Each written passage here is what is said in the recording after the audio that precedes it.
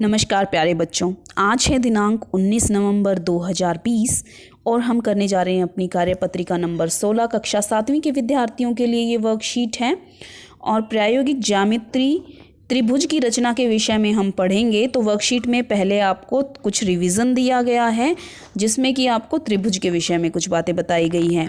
तो आपको बताना है कि किसी तल में एक बंद आकृति जिसकी 3 भुजाएं तथा 3 कोण होते हैं उसको क्या कहते हैं।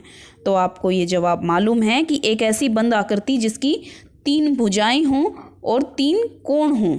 अगर इस तरह की आकृति के विषय में आपसे बात की जाती है तो इसको क्या कहते हैं, इसको कहते हैं हम त्रिभुज। एक त्रिभुज के तीनों अंतः कोणों का योग कितना होता है, तो इसके विषय में भी आपने पढ़ा है। एक त्रिभुज के तीनों कोण, ये जो 3 कोण हैं आप यहाँ पर देख रहे हैं, त्रिभुज के 3 कोण हैं, इनका योग होता है 180 डिग्री। तो कितना होता है 180 डिग्री। रिक्त स्थान भरिए त्रिभुज की किन्हीं 2 भुजाओं की लंबाइयों का योग तीसरी भुजा की लंबाई से अधिक होता है। तो अगर 2 भुजाओं को जोड़ा जाए तो हमेशा जो उनका योग आएगा त्रिभुज की तीसरी भुजा से ज़्यादा होगा। भुजाओं और कोणों के आधार पर त्रिभुजों का वर्गीकरण लिखिए।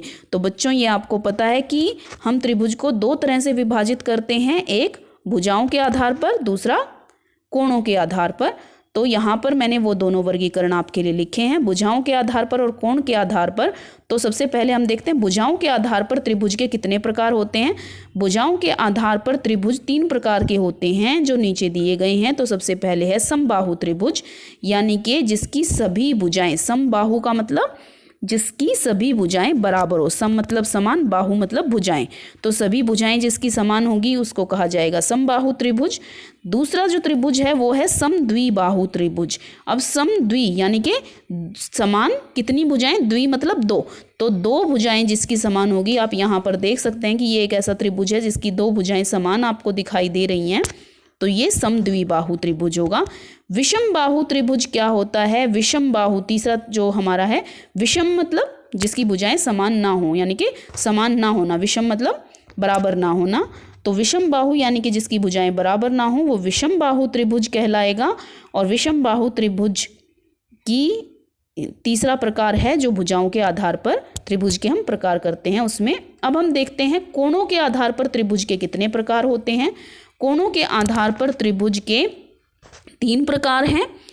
न्यून कोण त्रिभुज यानी कि जिसके कोण जो हैं वो 90 डिग्री से कम हों, तो इसमें हम लिखेंगे जिसके कोण जो हैं लेस देन 90 हो, 90 डिग्री से कम हो।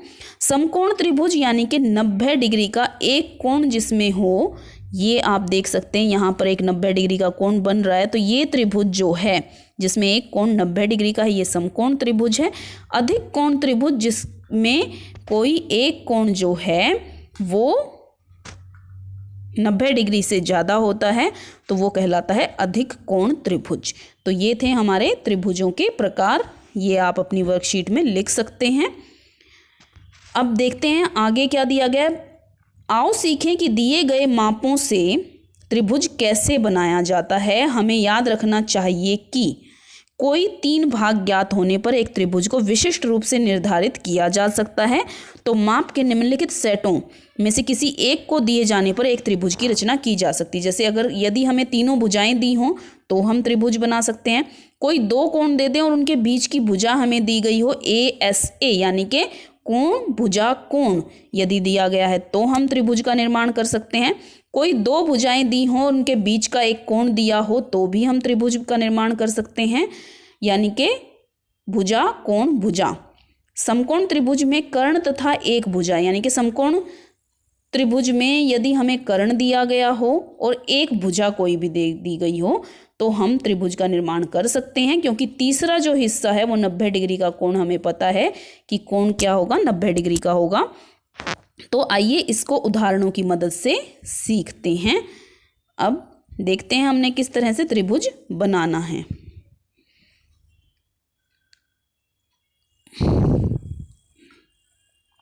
जब तीनों भुजाओं की लंबाई ज्ञात हो तो SSS कसौटी उदाहरण 1, एक त्रिभुज ABC की रचना कीजिए जब तीनों भुजाएं दी गई हैं, AB बराबर 5 सेंटीमीटर, BC बराबर 6 सेंटीमीटर और CA जो है वो 7 सेंटीमीटर दिया गया है। तो हमें त्रिभुज की रचना करनी है। चरण 1 क्या करेंगे हम, इसमें हम लिखते भी चलेंगे।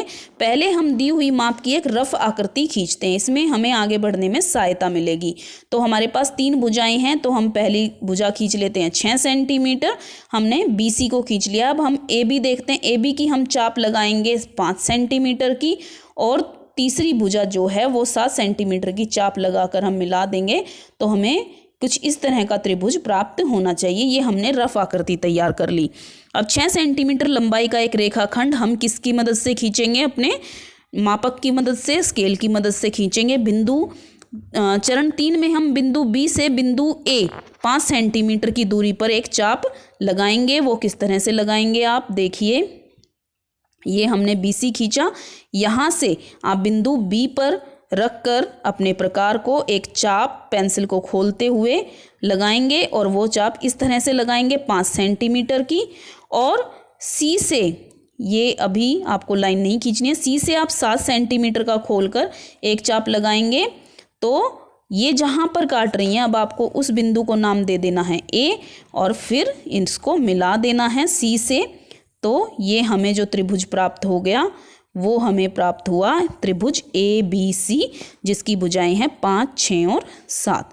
तो आप देख सकते हैं आपकी वर्कशीट में कुछ इसी तरह से आपको बताया गया है त्रिभुज को बनाना किस तरह से बनाया जाता है। तो हमने चाप लगाई और त्रिभुज को प्राप्त कर लिया। अब हम अपनी वर्कशीट के अगले भाग की तरफ बढ़ते हैं, जिसमें उदाहरण 2 में जब कोई 2 भुजाएं तथा उनके बीच का एक कोण ज्ञात हो तो किस तरह से हम त्रिभुज का निर्माण कर सकते हैं वो बताया गया है।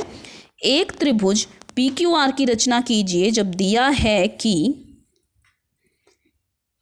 PQ बराबर 3 सेंटीमीटर, QR बराबर 5.5 सेंटीमीटर और एंगल PQR बराबर 60 डिग्री, यानी कि इन 2 भुजाओं के बीच का कोण हमें दे दिया गया है।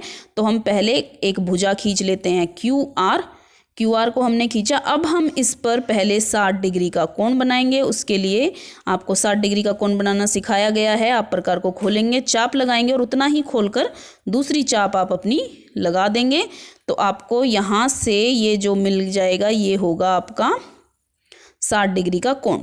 अब ये जो 60 डिग्री का कोण मिला है आपको, क्योंकि आपको पता है कि ये Q है, ये R है, तो आप इस Q पर रखते हुए PQ की जो लंबाई है 3 सेंटीमीटर उसकी चाप लगाएंगे तो आपको P बिंदु अपना प्राप्त हो जाएगा और आप QR को मिला देंगे। तो ये आपका तरीका है दूसरे तरह के त्रिभुज को बनाने का। तो हम देख लेते हैं कि क्या हमें इसी तरह से बताया गया है।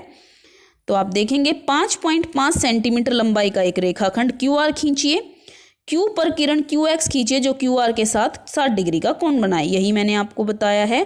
Q को केंद्र मानकर 3 सेंटीमीटर त्रिज्या वाली एक चाप खींचिए, यह QX को बिंदु P पर काटता है। और इस तरह से आप P और R को मिला दीजिए और आपको प्राप्त हो जाएगा, PR को जोड़ने पर त्रिभुज PQR प्राप्त हो जाता है। अब आपकी वर्कशीट में आपको अभ्यास के लिए प्रश्न दिया गया है।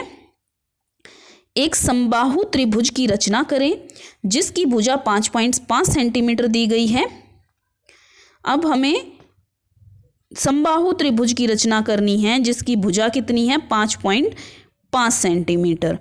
तो इसमें जो है आपको समबाहु यानी कि जिसकी सभी भुजाएं समान होती हैं और सभी कोण भी समान होते हैं, तो आपके लिए बहुत ही आसान होगा कि आपको पहले एक 5.5 की चाप रेखा खींचनी है। आप मान लीजिए आपने QR रेखा खींची, फिर आप Q पर रखकर 5.5 की चाप लगाएंगे, R पर रखकर भी आप 5.5 की चाप लगाएंगे और आपको प्राप्त हो जाएगा PQR त्रिभुज।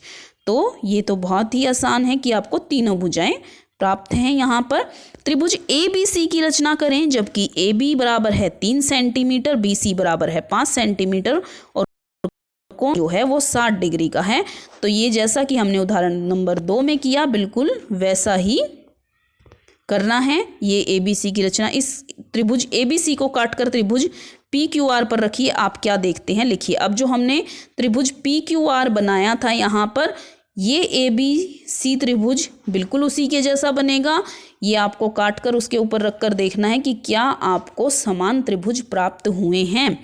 तो बच्चों ये थी आज की आपकी वर्कशीट। हम मिलेंगे नई वर्कशीट के साथ, तब तक के लिए धन्यवाद। और कोविड की लड़ाई आज भी जारी है, तो कोविड-19 के खिलाफ लड़ाई में सुरक्षित रहने के लिए आपको मास्क अवश्य पहनना है, खतरा बढ़ रहा है। तो इस लड़ाई को जीतने के लिए आपको नियमों का पालन करना है। इसी के साथ आज की वर्कशीट के लिए धन्यवाद।